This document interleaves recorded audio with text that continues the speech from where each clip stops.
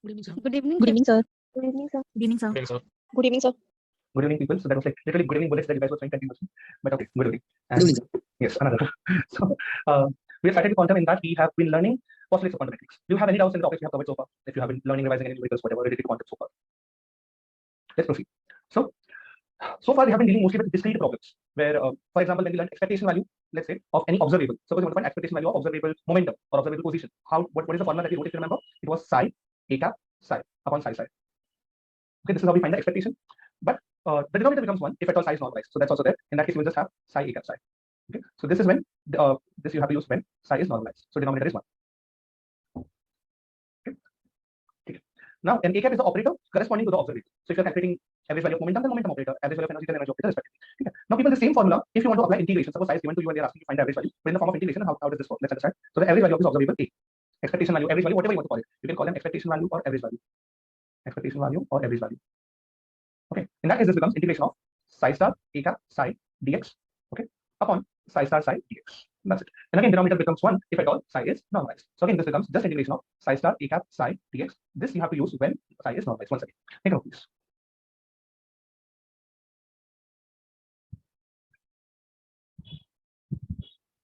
Psi is a scalar product. So how do you calculate scalar product psi star psi? And if you have psi a cap psi, it's nothing but a cap into psi is nothing but another cap vector. See, understand?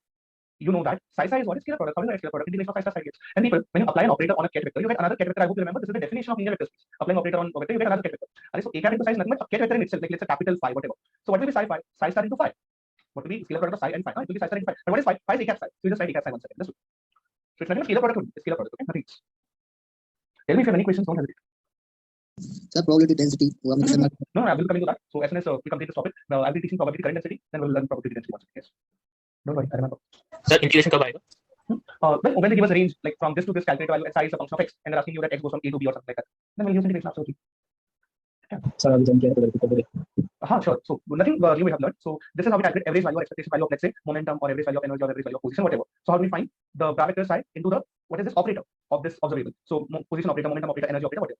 And you have again vector psi upon psi psi. This is scalar product of psi psi. This becomes 1 if at all psi is normalized. So in that case, you just start with numerator. Also, if you don't want to use this at many places where we want to calculate properly, where they have given proper range, like calculate expectation from this to this or whatever. In that case, we use integration. So we have got this integration formula. And how from where does this integration formula come? We already know the definition of psi. So now what is psi psi? Integration of psi star psi dx. So definition of psi into this, it will be integration of psi star into that dx. And what was that thing? A cap psi, no? So a cap psi. And again, denominator will become 1 when things are normalized. So you are just left with numerator. Understood? Yes, sir. No problem. Let's proceed. People, let's take a question directly. So I tried to find the best possible question related to this among all the questions. There are many questions available on this in the previous papers. So people in GATE 2009 paper, I love this question. I thought I would take this in the class. So GATE 2009, GATE physics. GATE physics is basically something which you give after your jam, like during your MSc you give for PSC. Okay. So in that there was a question. A free particle of mass m. First, can you tell me what is the meaning of free particle immediately? No potential. Potential energy 0. Good. Things are nicely handled. Potential energy would be 0. Okay, so free particle of mass small m moves along x direction. They are given further at t equals to 0. Normalized wave function of the particle is given by. So they are given a normalized wave function. Okay, psi of x comma 0, which is 1 upon 2 pi alpha raised to 1 by 4 e raised to minus x square upon 4 alpha square plus ix. Okay, and they're asking you find the expectation. There were two parts in this. Okay, part A and part B. I will solve either of them. You can later try either of them. So the part A was find the expectation value of momentum, and another part was find the expectation value of energy. I'll go for momentum. You can try for energy or either. It doesn't matter. Okay. So people, momentum operator you already know. Momentum operator was minus I h squared dou by dou x in 1D. It's a 1D problem, no? Along x direction. It's a 1D problem. Okay. And energy operator, if you remember, that was minus h squared upon 2m dou square upon dou x square plus b. But b is 0 because it's free particle. B is 0. Nicely guessed. So this is minus h squared upon 2m dou square upon dou x square. Okay. Copy this much.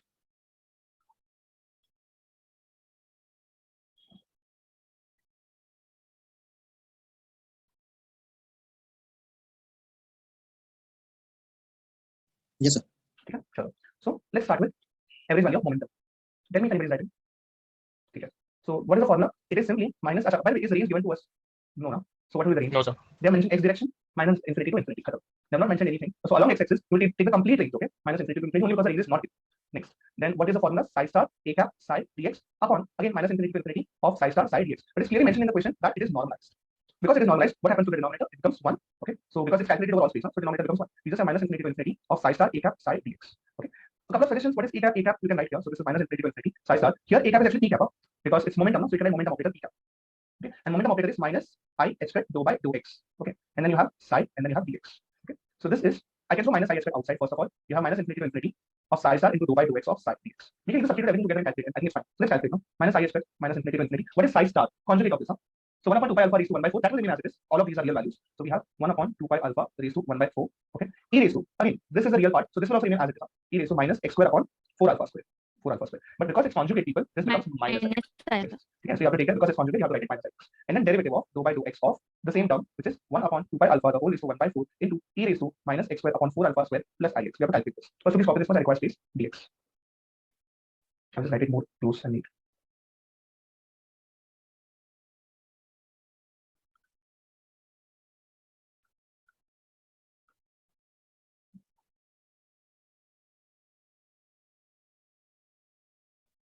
Tell me if you have any questions, don't hesitate.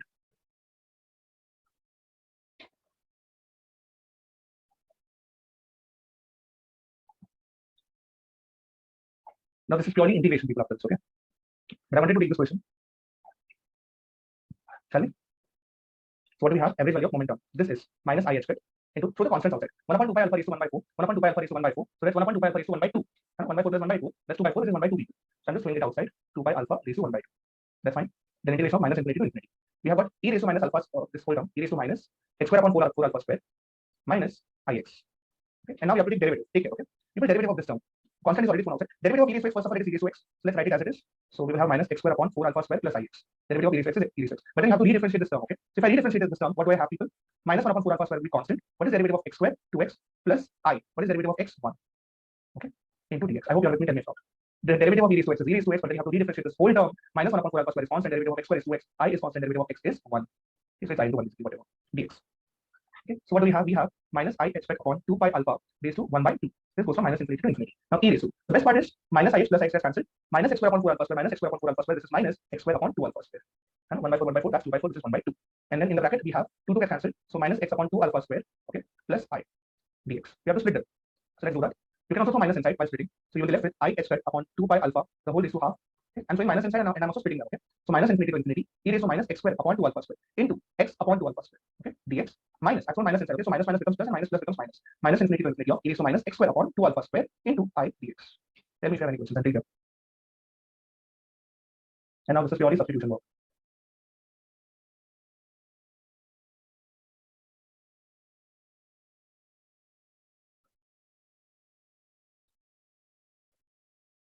Done, people? Yes, sir. Let's start with the substitution. So let's write x square upon 2 alpha square is 1 or t. Let's say x square upon 2 alpha square, it is t. So x square becomes 2 alpha square t. So x becomes under root 2 alpha under root t. Under root alpha under root t. Take derivative. So dx is under root 2 alpha. Derivative of root x is 1 upon 2 root x. Derivative of root t is 1 upon 2 root t. Okay. dt. So we got dx also. We have got dx. We have got this substitution and we have got x. We have got everything that we require. So now let's calculate the answer. Integration of this average value of t is equal to, outside we have I h squared upon 2 pi alpha raised to half. I h squared upon 2 pi alpha raised to half means under root. Okay. And then inside the bracket minus infinity to infinity. Now the question is, what about the limits? Hang on. First thing, we don't have to solve this. There is a very beautiful thing which we can observe very immediately. Hang on. People, you know the definite integration rule. Whenever you have minus a to a of f of x dx, this can be written as twice of 0 to a of f of x dx for even function, and this becomes 0 for odd function. People, this is minus a to a now. Now x square, this is even. X square, this is even. But x, this is odd. Okay, even into odd, that is odd. Okay. So answer of this will be 0. Why are we even solving this? Answer of this is 0. Yes, sir. Okay. But here this is even. Here this is even. So this is even because you just have x square. Do we have anything else? No, we just have x square. So that's it. So this is an even function. Because this is even, this becomes twice of 0 to infinity. Do this. Edit this. We save a lot of our time after this. See, you need to understand, you can imagine even as if it's positive, okay? And you can imagine odd as if it's negative. So even into even, it's like plus into plus. That remains plus. So it remains even. Odd into odd. That's minus into minus. So it becomes plus. So odd into odd becomes even. Okay. And you write even into odd, that plus into minus, it becomes minus, so it becomes odd. Odd into even, that's minus into plus, it becomes minus, it becomes odd. You can compare even with plus, you can compare odd with minus. Okay. So when you have x square, positive square, it means it's even. Okay. But when you write x people, here this is an odd function. Okay. X square is again even, and there is no extra anymore. And even into odd, that gives you even. So even into odd, that gives you odd immediately. Like plus into minus gives you minus. Any questions? Shall we? Let me know if I can. You can always tell if you want me to explain any part of this, if you're not confident about this. Okay. So the first term is 0, first of all. The first term is 0. Okay. The second term has become twice of 0 to infinity of e raised to minus x square upon 2 alpha square, e raised to minus x square upon 2 alpha square into I into dx. Okay. And now we have to do the substitution part. So everything, there is a minus sign. There is a minus sign. And everything else is fine. Okay. So let's just throw minus outside. I'll write it here. Okay. Okay. So we have minus 2i h squared upon root 2 pi alpha. Now question is, sir, limits, well, when x is 0, t is 0. So limits remain 0. When x is infinity, t becomes infinity. Limits remain infinity. Limits are not changed luckily. These are the limits of x, these are the limits of x. Limits of t are not changed luckily because when x is 0, t is 0, when x is infinity, t is infinity. E raised to, who is this guy? X squared upon 2 alpha squared. That's t. I also can go outside. I'm throwing I outside and I just have dx. Now what is dx by the way? Dx is root 2 alpha upon 2 root t dt. Okay? So now let's see what is it that we are getting here. So this becomes, have a look, I into I square now. I square is minus 1 and minus 1 into minus, all of it becomes plus. I hope it's fine. I square is minus 1, minus 1 into minus plus. Next, 2 and 2 gets cancelled. That's good. Root 2 and root 2 gets cancelled. Okay, so we are just left with h squared upon root of pi alpha, and then I'm going alpha from the alpha outside from the numerator. Inside the integration we have 0 to infinity of e raised to minus t, 1 upon root t. That's 1 upon t raised to half. So that's t raised to minus half dt. Any questions until please ask. Are you aware of this formula? Yes, sir. Gamma function. Gamma function. Okay.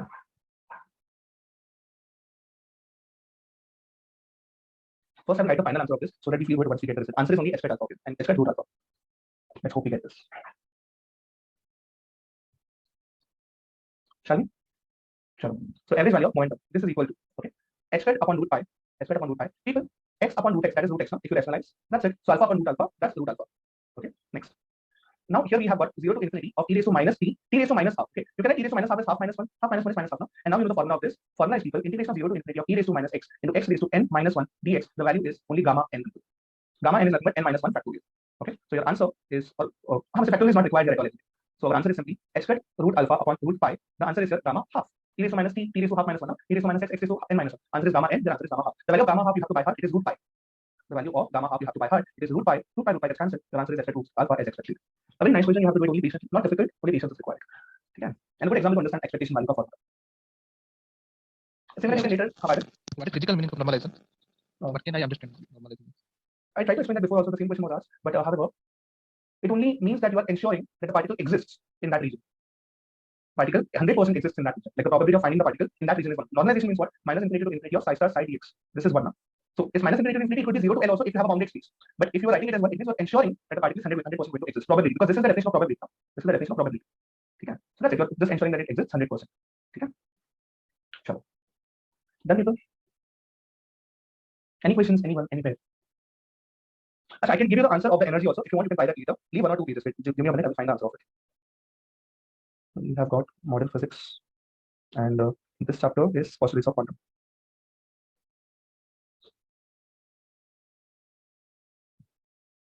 Okay, 2009. Okay, yes. So the energy wala thing, expectation value of particle energy. I'll give you the answer of this. 7. That's option C. Okay, you will end up getting something like h squared upon 2m into 4 alpha square plus 1 upon 4 alpha raised to 3 by 2. Okay, yes. That will be your answer for the energy, right? Leave a couple of pages later. So same process, substitution also you have learned how to substitute things. Use the idea of even odd, okay? But you will have multiple terms this time because you have to do 2 derivatives, people. So you will have 2, 3 terms. But keep patience and use even odd logic. That way you can simplify it very quickly. Okay. Chalo. Next. Tell me if you have any questions until here, okay? Let's take another question. So just an MSQ. The question is, they have given us a function f of x, which is a e raised to minus alpha x. Okay, they have given it's an eigenfunction. Is eigenfunction of operator q. The q is given by d square upon dx square plus 2 upon x d by dx plus c by x. Then there are 4 options given to us. Okay, the eigenvalue is alpha. The eigenvalue is alpha square. The constant is 2 alpha. The constant is 4 alpha. It's an MSQ. So more than one option can be correct.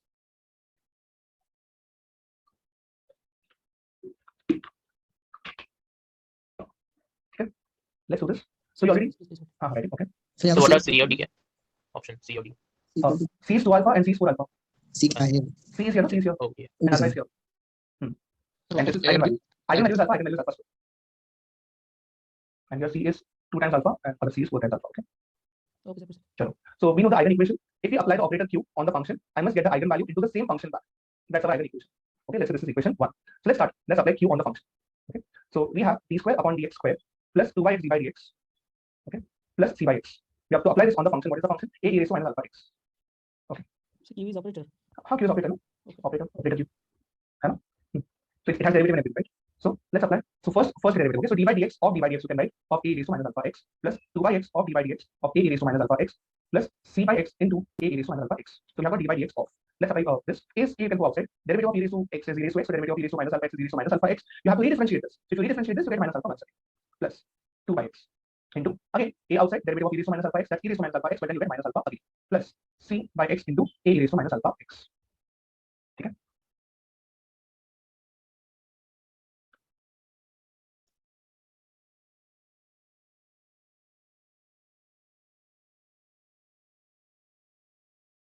Derivative of e raised to minus alpha x oneself. So again, derivative of e raised to minus alpha x is again e raised to minus alpha x. Again, you have minus alpha. Okay, plus, or this becomes minus 2a upon alpha. Sorry, 2a alpha upon x, 2a alpha upon x e raised to minus alpha x. Minus 2a alpha upon x a e raised to minus alpha x.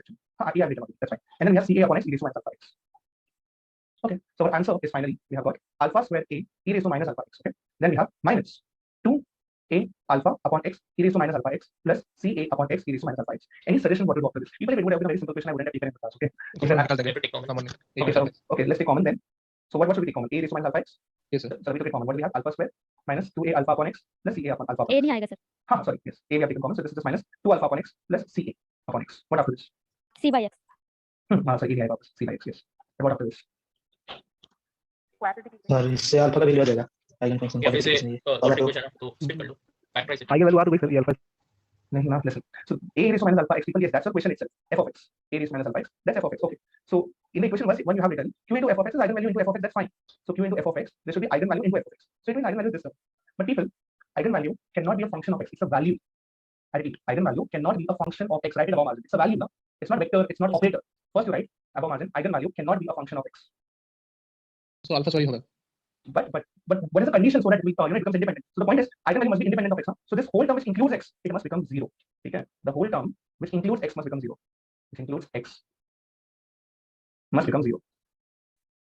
Okay. So basically this term that you have, it should become 0. This additional term that you have, minus 2 alpha upon x plus c by x, minus 2 alpha upon x plus c by x. This is 0. That's c by x is 2 alpha upon x. X is cancelled. So c is 2 alpha. So in this condition, only in this condition, this term becomes 0. If this term becomes 0, then eigenvalue is only alpha square. Option B C. Okay. Only this is the reason I took this problem. Otherwise, obviously, I wouldn't have taken. Okay. Make note. Nice problem. Sir हमें concept पता नहीं होता तब भी alpha square तो करके आते sir. Yes sir, zero ही लग रहा था वो. और एमएसक्यू है ना, तो इसमें कोई फायदा भी तो नहीं होगा, पार्शियल मार्किंग तो नहीं होती. MSQB, I think so. Correct. But yeah, but no, you would have guessed it. Like you would have thought, "Arey ha, C is 2 alpha, these two are getting cancelled. Arey ha, eigenvalue alpha square." That you can use options to your advantage also. You can substitute options in your question. So that's also there, but still a good concept. Chalo, next. Proceeding ahead. So we had discussed about operators and commutations. So just once again, please be writing commuting operators. Once again, commuting operators. So we already know that if two operators, A cap and B cap commutes, then we know the meaning of it. That the commutator of A cap B cap this becomes 0. It means the value of A cap B cap minus B cap A cap this becomes 0. Okay. So you can say A cap B cap becomes equal to B cap A cap. So there was this question actually where it was asked that what is the value of L cap minus N cap into L cap plus M cap, and there were 4 options. L cap plus M cap, and there were 4 options people. Okay. Again, most of the students ended up marking A square minus B square as a result. But again, if we just solve this, so obviously I hope you remember that you first have to apply this on the function f of x. So any function psi, any. Okay. So this will be L cap minus N cap into take psi inside. So what do you get? You get L cap psi plus you get M cap psi. Sir, one extra आएगा इसमें. Nahi, it's not that. That was derivative wala. D by dx minus x and d by dx plus x. That was different. Don't think that it is the same thing. It's not that. Okay. And now apply L cap on this and then apply M cap on this. So we have got L cap on this whole term. Okay. And then we have got M cap on this whole term. Okay. So we have got L cap into L cap, that's L cap square psi. Then we have got L cap M cap psi. Then we have got minus M cap L cap psi. And then we have got minus M cap square psi. Now we can take psi common. So if you take psi common, what are you left with? We are left with L cap square. Okay. We are left with M cap square. There is minus M cap. You can argue. This here is minus. I hope you are understanding. L cap is L cap square, L cap M cap as it is, minus M cap L cap, and minus M cap square. Okay. So I'm first writing L cap square minus M cap square, which many students would have 1. A minus B plus B. But as you see, there are 2 additional terms. One is L cap M cap, and other is M cap L cap. The question is, can I cancel them or not? No sir, only when No. Only when they commute. So obviously we cannot cancel them. We can cancel them only if L cap and M cap commutes. Okay. Make a note. So our operator answer is this whole term. It's not L cap square minus M cap square. You can cancel them only when they commute. Sir हमने heading को Commuting operators. क्यों डलवाई sir ये पूछा मुझे question का. Heading क्यों डलवाई?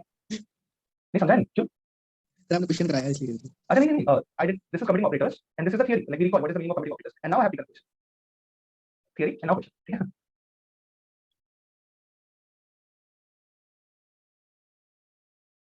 Write it please. So it would be equal to L cap square minus M cap square only when L cap and M cap commutes. So that in that case they can cancel out.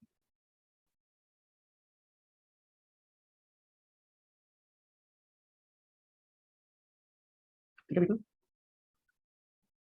Any questions? Anywhere? Please ask. Next. Then we have also learned that if two operators commute, then then their respective observables. Like for example, if position and momentum the same, if they commute, then the respective position operator and respective momentum operator, then the respective observables can be measured simultaneously. We learned this in Heisenberg's uncertainty. Can be measured simultaneously. Also remember that simultaneous accurately होगा ना, simultaneous तो नहीं होते भी होता है. हाँ मतलब yes, you can write without any simultaneously, without when I say simultaneously means without any error. When I say simultaneously, by default it means without any error. But yes, absolutely. Okay, so that's good. And I was saying, so and these operators, these observables are said to be compatible. These observables are said to be compatible. So for example, if you remember the error in position, okay, into the error in momentum but along y-axis, the product of them was 0.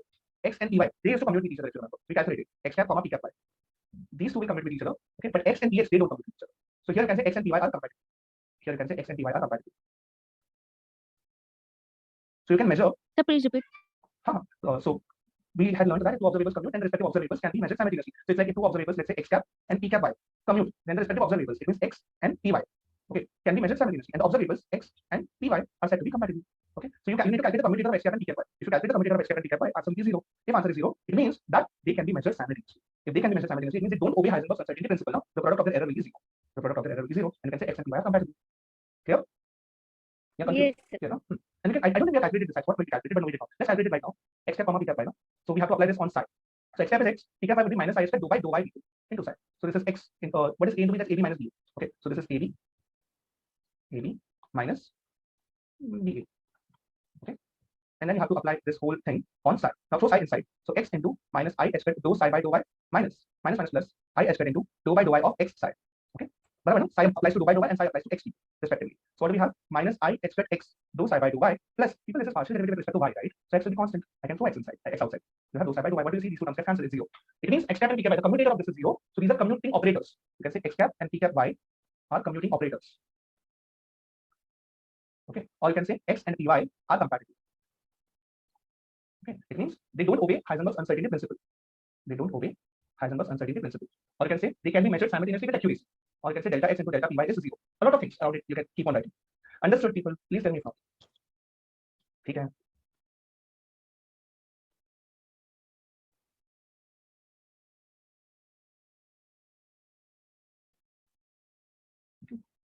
And minus this becomes 0. There was a common formula, if you remember, we had written. The formula was, I think, delta A into delta B. It must be always greater than or equal to half I h squared something cap. What was that? Let me check. Mod 1 upon 2 iota. Mod 1 by, okay, wait, mod 1 by 2 iota into commutator of p cap. No? Average value. How average guys still haven't got the logic, but yes, we can keep the average value. And there should be h squared also. I squared, I think so. Oh, no, this side. H squared we get from this side. Okay, so this is what we had written. But I still haven't got the logic of expectation. I'm telling you this already. Sir, 2 denominator में होगा. Denominator में है ना? Yes. I mean, it doesn't matter. It's anyway. Sorry, 2 नहीं, I. So 1 upon 2 I we had written. I don't know. I'm just asking. Like this. Okay. Yes, sir. Okay. No problem. Okay. And so that was about commuting operators. So the thing is actually, I have taken, when I'm teaching you quantum people, I'm mostly going with the flow as the class goes. So many times I'm at topic, but then I'm connecting a chain to it. I'm taking additional examples, and like yesterday also, we took one problem. Then I did not learn to take second one, but I felt like taking all the problems together, it would just help. So that way the things are a bit scattered here and there. So I'm just trying to assure that even when I talk to commutators, I hope I have covered everything. So I did not cover everything, but now I have covered everything. So now it's fine. So this part is done. This section is done completely. We shouldn't be missing out on anything. And now that we have a good amount of time, we covered up nicely in quantum, so that's good. Principle of the previous slide. Sure. Also, people, what is the delta function? How do you write delta? Is it? What is the delta function? Delta is it? What is its value? Done, sir. Sir, it is 1 when I is equal to j, and it is 0 when I is different from j. Perfect. Okay, so delta function delta ij when we write. Okay, this is 1 when I is j, and this is 0 when I is not equal to j. The thing is, actually, when we wrote this psi I psi j, like for example, if you say that this is going to obey orthonormality. Suppose phi I and phi j is scalar product. If you say that phi 1, phi 2, phi 3, whatever are orthonormal bases. Orthonormal basis. What is the meaning of that? Phi I phi j will be 1 when I is equal to j, correct? And phi I phi j was 0 when I was not equal to j. Phi 1 phi 1 is multiplied, phi 2 phi 2 is multiplied, phi 3 phi 3 is multiplied, but phi 1 phi 2 becomes 0. That was the meaning of orthonormal. So can I simply say delta I now? It's one and the same thing. We used to write R1 and 0. We used to write this is when I is equal to j. We used to write when I is not equal to j. Phi 1 phi 1 phi 2 phi 2 phi 3 phi 3 it's 1. Otherwise it's 0. So in simple language I can say for orthonormal basis phi I phi j can be written as delta I in the delta function terms. That was one thing. I'm just going through everything right now. Little things if at all you have missed out.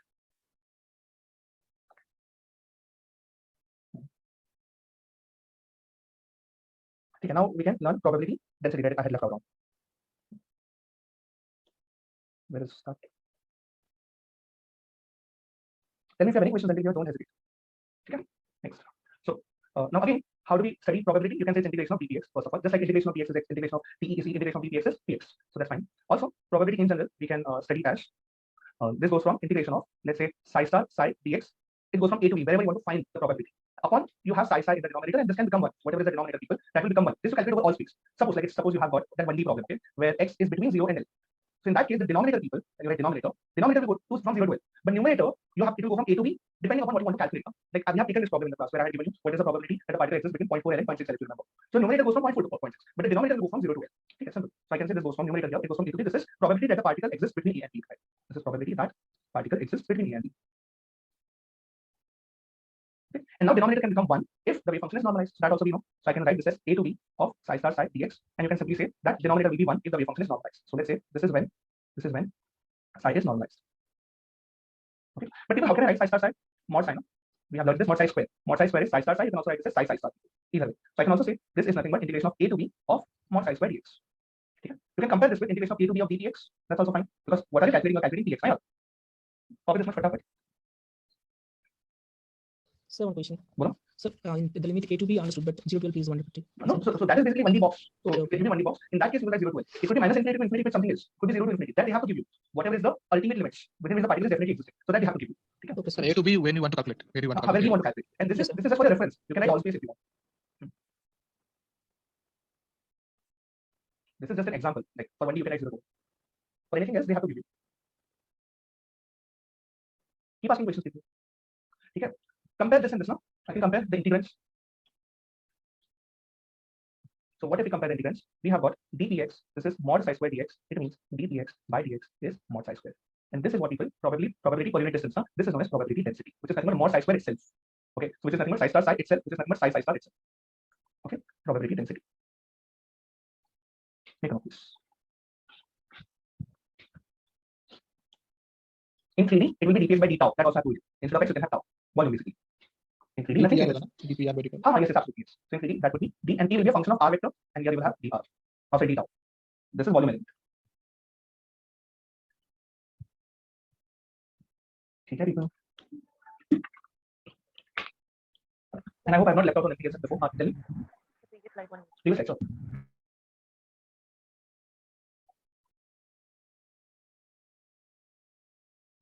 So what will be R in 3D? Just Position vector. Position vector. position vector of that particle. Of the particle and whatever coordinate system you are using. So it could be xi cap, yj cap, zk cap for Cartesian. For spherical, you have to use r theta phi, and for cylindrical, you have to use rho phi z, respectively. Okay, sure. Next.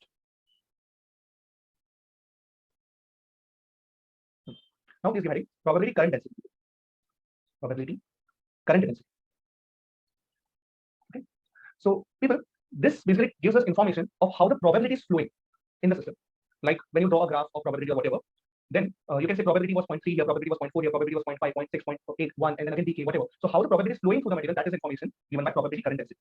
It tells us about how the probability flows, or various ways. Flow is just a word to understand it as a current. Okay. So for example, current doesn't mean electric current. Like water current, what is the meaning of water current? Flow of water now. That way. Current only means its flow. It tells us about how the probability is flowing. Or you can say varying in simple language. Okay. So In a system. Yes. So like whatever we are trying to study, 1D box or whatever. So in a With respect to position or anything else. I'm coming to the definition of it. Yes. So just a minute. So here also we have got conservation of probability. Just like in fluid dynamics you have, just like in electricity and magnetism also you have, very similar. Here also we have got conservation of probability. Basically equation of continuity. Okay, and that was something similar to, if you remember, dou rho by dou t plus del dot j. This is 0. Where j is known as probability current density first of all, and rho is known as probability. Like I'm just using the language which we already know. This is the language which you have used in electricity and magnetism probably. Where you write del dot j vector. This was current density there, and rho is a charge, volume charge. And in fluid dynamics, if you remember, we had written del dot q vector, and this was density. Okay. So basically, this equation, people, is valid for everything that flows.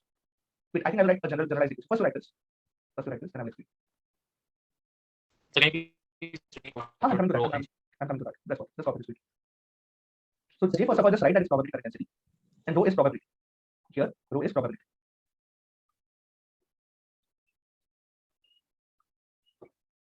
Sir जे के पहले क्या लिखा है? Probability density. Rho is probability density.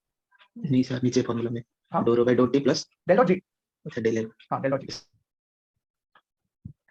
See, I will just formulate three relationships here. So you have learned this in electricity mechanism where you write del dot J vector was minus rho by rho t there. There J vector was this current density. J vector dot dA vector was your current I, or whatever you write, dI probably. And magnitude you can say that J is I by A, magnitude wise. Current density you used to call it there. Current density. Current density means what? It's flow now. It tells you about the flow, how the charges flow in the system. How charges flow. Okay, that is the information that current density will give. And rho is what? Rho is charge density. Rho is charge density. Correct? That's basically charge per unit volume. That's first thing. Similarly, in fluid dynamics also we have learned the same equation. Just that instead of J vector we had Q vector there, and it was minus rho by rho t. Okay. And what is Q vector? Q vector was velocity. Q vector was velocity. What does it tell you? That how the liquid is flowing, how water flows. How water flows. Okay. And what is rho? Rho is mass density. Mass density. It is mass per unit volume. Everything is very much identical. Copy, perfect. And this will help you to basically generalize this for forever. Equation of continuity. In classical mechanics, in electricity and magnetism, and also in quantum. And I don't think there can be any book or anybody who would have thought about explaining all the three simultaneously, classical, quantum, and electricity mechanics. That will be a very thick book. That's it. I mean, this topic is especially, like to learn current density together. Okay. Next, and very similarly, third, like in quantum, when we write del dot J is minus rho by rho t. So J, as we just learned, is probability current density. Probability current density. Current word is used to make you understand that it is telling you about flow. Okay, it tells us about flow of probability. Okay, and rho is what? Current density. Sorry, rho is probability density. Right, no? See, here it tells you about flow of probability. Here it tells you about flow of charge. So here it was charge density. So here it will be probability density. Create analogy, right? Flow of charge, flow of probability, charge density, probability density. Create analogy. What is probability density? Mod psi square. You know? Or you can say dpx by d tau or dpr vector by d tau, however you want to write it. Probability per unit volume. There goes charge per unit volume. Everything is so identical. How charges flow, how probability flows. Then how this is charge density, this is probability density. This is charge upon volume, this is probability upon volume. Now what could be better analogy than this to understand? Okay? I hope this is understood. Tell me if not. Any questions, anyone? Please ask. Don't hesitate. I don't mind repeating. Clear, people, shall we? Are you alright? Sure. Take your time.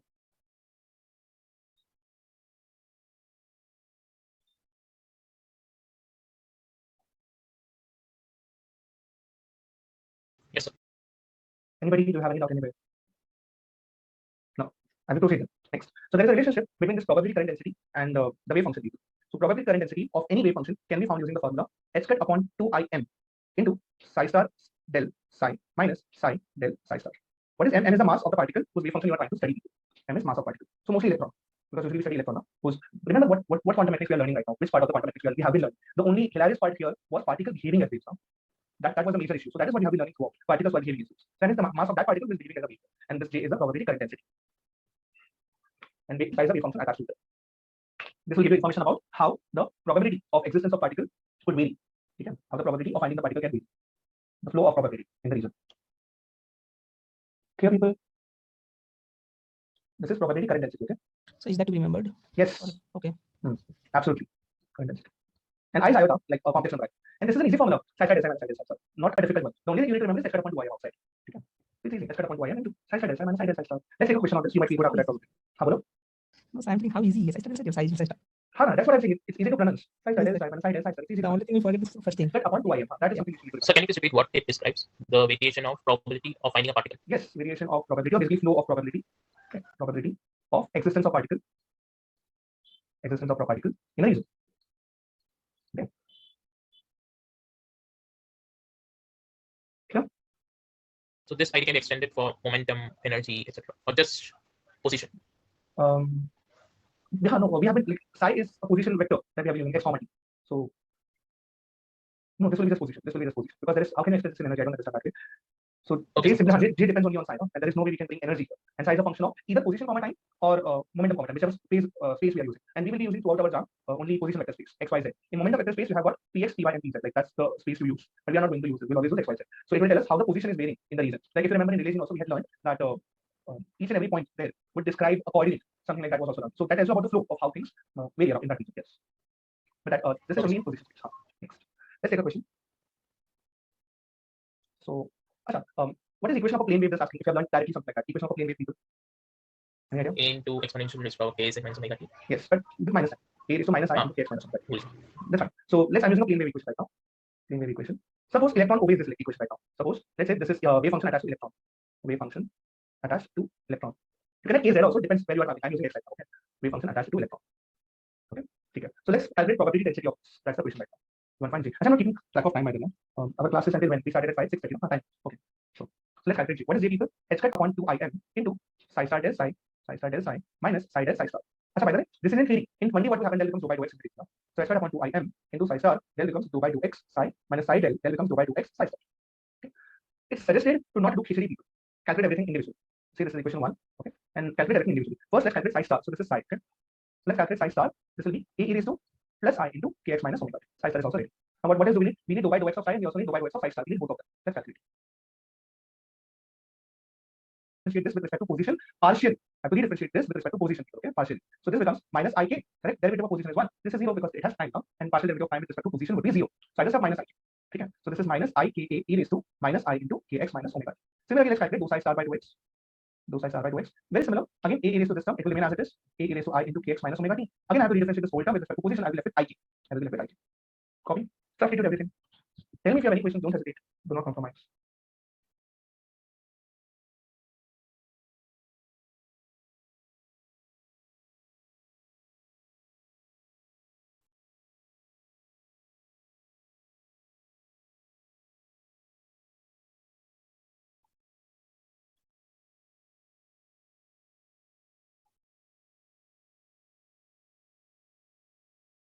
Done. Let's calculate. So J is h cut upon 2im into psi star. Psi star is a raised to I into kx minus omega t. Okay. Then you have got psi star into del psi. So this is minus ika. I've got minus ika into e raised to minus I into kx minus omega t. Into e raised to minus I into kx minus omega t. Okay. Then for psi star del psi minus psi del psi star. So what is psi? Again, psi is this a raised to minus I into kx minus omega t. A raised to minus I into kx minus omega t. And del psi star. Del psi star is ika into e raised to minus I into kx minus omega t. ika into e raised to minus I into kx minus omega t. Now how beautifully things get cancelled here. So we have got h cut upon 2im into e raised to I kx minus omega t, e raised to minus I kx minus omega t, e raised to minus I kx minus omega t, and this is plus by the way, e raised to I kx minus omega t. Everything is cancelled. What am I left with? Minus ika square, because there is a into e. Okay. Minus ika square. Okay. So we have got h cut upon 2im into this would be minus 2ika square. So again things get cancelled here. We have got 2i gets cancelled, and we just have minus the whole 2i gets cancelled. 2i into 2i. We just have minus h cut k by m into a square. Okay. Just a question. We are showing the variation of probability, right? Yes. How it can be negative? I mean, it's just No, it is decreasing equally. okay. It's decreasing. It's decreasing. So as we go forward, the probability decreases. Yes. Okay. Absolutely.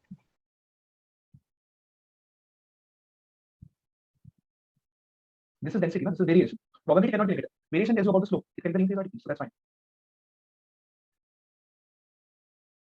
So what is the variable term in that equation? Find an answer. There is no variation term. We have got h cut k by m into a square. So it's constant. The density is constant. Probability density. The decrease increase is constant in this case. It's not a function of position. It's constantly decreased, like a straight line or whatever. Okay. So that's the answer. Now, वैसे just thinking. h cut k we know. What is h cut k? H by 4 pi. So omega. I'm not noise. There's only noise. There's only noise. Only noise. Anybody expect to remember what is it? Something in the chat box. P. Yes, Durga. Momentum. So okay, this is going to be interesting. This is going to be now interesting. So we have got J. Answer we have got, but let's understand the physical meaning of what we have got. Minus this is momentum upon mass into a square. Okay. What is momentum upon mass? Velocity. Velocity into a square. Now let's understand what is a square. Okay. People, this thing. What do you say? Your rho is probability density, and that was mod psi square, or that was basically psi star into psi. So what is psi star into psi? Psi star is a raised to I kx minus omega t. Psi is a raised to I minus kx minus omega t. E raised to I kx minus omega t. E raised to minus I kx minus omega t. That's what do you get? A into a square. We get a square. So a square is nothing but rho. J is minus of v into rho. And I'm sure you have learned this in electricity mathematics. Current density was J equals sigma E. No. That was it. That was it. But I didn't. J was this charge density into velocity. Okay. If you don't recall this, I can explain. J was current upon area, current per unit area. Okay. So what I can do is I can write current as charge upon time. Okay. And then I have got area.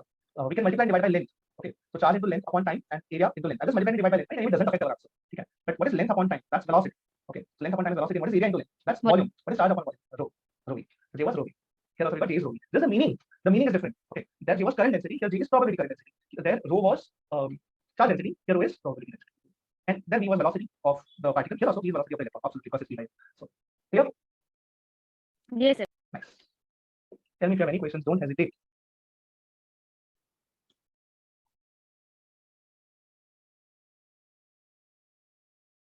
shall we?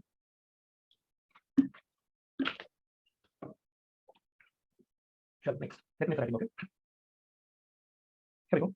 So let's take another question. The question is find alpha if psi is 1 plus alpha x squared e raised to minus x squared by 2 is orthogonal to phi equals to e raised to minus alpha, so just e raised to minus x squared by 2. That's it. E raised to minus x squared by 2. So they have given us two wave functions, and they have mentioned that these two wave functions are orthogonal, and they're asking us to find us the value of alpha. So can you please repeat the first wave function? 1 plus alpha x squared into e raised to minus x squared by 2. Perfect. Okay. And the second wave function is e raised to minus x squared by 2. So we have got two functions, and they have mentioned these are orthogonal to each other, and we need to find the value of alpha. Okay. So orthogonal means what, people? The scalar product is 0. 0. That's it. So let's calculate the scalar product. Have they mentioned the region? No. So let's write minus infinity to infinity. Okay. Psi star into psi. Sorry, psi star into phi. This is 0. Doesn't matter. Psi star phi, or even if you want to write phi psi 0, that's also fine. Anyway, none of them is complex. Okay. So I can just write minus infinity to infinity. The conjugate of this will remain this. Okay. So that's 1 plus alpha x squared into e raised to minus x squared by 2 into phi, which is e raised to minus x squared by 2 dx. This is 0. Okay. So this is easy now. Minus infinity to infinity of 1 plus alpha x squared e raised to minus x squared by 2 minus x squared by 2. That's just minus x squared dx. This is 0. Any questions anyone until here? Please ask. I'm just trying to ensure that in quantum we just don't keep on learning theory. I take sufficient problems in the class so that we keep on feeling the confidence about the whole process. This is an even function, no? So we can split, I think. So. Yes, absolutely. Let's split them. Even or odd, doesn't matter. Splitting is fine. No? Splitting has no condition or limits. So we can split them minus infinity to infinity. E raised to minus x squared dx plus minus infinity to infinity of alpha x squared e raised to minus x squared dx. Alpha x squared e raised to minus x squared dx. This is 0. Perfect. I think so. So obviously x squared even, all of them are even. So all of them becomes twice of 0 to infinity. Of e raised to minus x squared dx plus twice of 0 to infinity of alpha x squared e raised to minus x squared dx. This is 0. You can take 2 common, throw 2 on that side. You're just left with 0 to infinity of minus x squared dx plus 0 to infinity of x squared e raised to minus x squared dx. This is 0. And now it's a time pass gamma function stuff that we did earlier, substitution method. We can start with x squared is t, x is root t, dx is 1 upon 2 root t dt. Limits, luckily again they don't change. Because when x is 0, t is 0. When x is infinity, t is infinity, limits don't change. Okay. So let's rewrite this. What do we have? 0 to infinity. Limits don't change. E raised to minus. What is x squared? X squared is t. What is dx? 1 upon 2 root t dt. Okay. Again, plus 0 to infinity. Again, x squared is t. X squared is t. E raised to minus x squared, that's e raised to minus dx. That's again 1 upon 2 root t dt. This is 0. alpha Okay. Okay. For a second, I was thinking, what are we trying to do? That's alpha. Any questions, please ask. Don't hesitate. Okay. So you can take half common and throw half on that side, get rid of 2. So we are just left with 0 to infinity of e raised to minus t, 1 upon root t. 1 upon root t is e raised to minus half, okay? dt plus 0 to infinity of alpha e raised to minus t. I think there is t also. T e raised to minus t. Again, I've taken a half common and thrown it outside. What is 1 upon root t? That's e raised to minus half. dt. I hope you are with me. Tell me if not. Okay. So this is 0 to infinity e raised to minus t. I can write minus half as half minus 1 dt plus 0 to infinity alpha I can throw outside e raised to minus t. Because this is p raised, have a look at this part out. This is p raised to 1 and e raised to minus half. So that's p raised to half. And you can write half as 3 by 2 minus 1. I hope that's fine. Tell me if not. Yes, okay. dt. That's it. So the answer is ready. E raised to minus x, s raised to n minus 1 dx. Answer is gamma n. So answer is gamma half plus alpha. I think there is a minus sign, not plus or no. Oh, we have plus. There is a minus sign. Okay, answer will be minus 10. No problem. So let me check. But answer is minus 2. That's fine. Okay, good. So here answer is gamma p by 2. This is 0. Okay. So gamma half, that's root pi plus alpha. Do you know how you write gamma p by 2? 1 plus 1 by 2. n gamma n हो जाएगा. Okay. Like I use this formula. Like depends. n minus 1 gamma n minus 1. Yes. N minus 2 gamma n minus 1. This is the better one. Okay. So like gamma 3 by 2 can be written as 3 by 2 minus 1 into gamma of 3 by 2 minus 1. Okay. So this is half gamma half. This is the better formula. Half gamma half. And gamma half you know is root pi. Okay. So that's it. मैंने वही तो बोला था 1 plus 1 by 2 करने से n gamma n हो जाएगा. N gamma n. Gamma n plus 1. I mean, you look at it that way. N gamma I look at it this way, like n minus 1 gamma n. But okay. So we have got alpha plus alpha half, and then gamma half, that's again root pi. This is 0. I think we got the result. Root pi is minus alpha half root pi. Root pi pi. And then we have got 1 is minus alpha by 2. So 2 is minus alpha. We have got alpha is minus 2. That's the answer they have given. Beautiful. Take your time. Ask me if you have any questions anywhere. Sir बोला gamma e की power minus x square को gamma function में बदल दे sir. Sir वो खुद भी gamma function है sir. No, it depends on that if you have by heart attack. To be honest, I never in my life have by x square or x cube or x square upon something. The reason is only that me memorizing too many formulas in my head that screws me up completely. So, but yes, you can by heart this because what happens is what if you have 2 alpha square? You have to do substitution anyway. So I don't like by hearting. I just remember one formula and I use it all the time. But yes, if you are good at by hearting skills, if you have that, go ahead and by heart it directly. No problem. It's fine. Till date, I have not by hearted correct motion of formula, like height and range. Okay, every time I take 30 seconds, 40 seconds to derive, but I don't by heart formula necessarily. When I know I can derive, when I know. If I don't know I can derive it, then I will by heart it. For example, that formula of probability density, I know I cannot derive it because I have not learned the derivation till date. So I remember x squared upon 2 I am psi squared delta psi squared. So basically know your potential, know your limits, act accordingly, and that way you can get the best out of yourself. It's important to know your potential, your strength, and then accordingly. So stop here. Thank you so much. People will continue tomorrow. The chapter is on the verge of the completion. We might just complete this chapter tomorrow, and then we also start with the last chapter, and that is applications of solitary equation. Thank you so much. Sir एक question है बोला। Sir वो दिया है कि light of the particle frequency mu is incident on a metal surface. Light of a particular frequency is incident on a metal surface. When the intensity of the incident radiation is increases, then photoelectric current is decreases या increases, remains unchanged, sometimes increases or sometimes decreases. Intensity increases ना? हाँ. So current means number of charged particles. That can increase. Sir तो वो कभी होगा जब threshold frequency से ऊपर जाएगा उसके बाद इंटेंसिटी बढ़ेगा तो ही होगा ना. हाँ, but there is a condition for photoelectric effect to happen. Condition is there that mu must be greater than 1. If photoelectric effect is happening, then after that if you increase the intensity, it means number of photons are increasing. It means number of electrons coming out are increasing. So it means current will increase. But provided condition apply. इसमें नहीं दिया है ना वो, इसलिए मैंने सोचा remain unchange होगा तो नहीं दिया है ऑप्शन तो इंक्रीजेस था. No. See, basically you cannot assume either. First repeat the proper question again. Light of a particular frequency mu is incident on a metal surface. When the intensity of the incident radiation is increases, the photoelectric current. See, they have mentioned about photoelectric current. It means photoelectric effect is happening. Okay, sir. The word is mentioned photoelectric current. Okay, sir. Okay. No problem. Noise, yeah. Too much of noise. I cannot hear anything in your case. You have to check your earphone. Remove earphone and try speaking in speaker. In the chat box. Sir, how can I get JAM admit card? I don't think it's out yet. I don't think it's out yet. I'm checking the website continuously, so no, it's not yet out. Relax. Okay. Chalo, I'll end the session. Thank you, sir. No problem. Thank you, sir. No problem.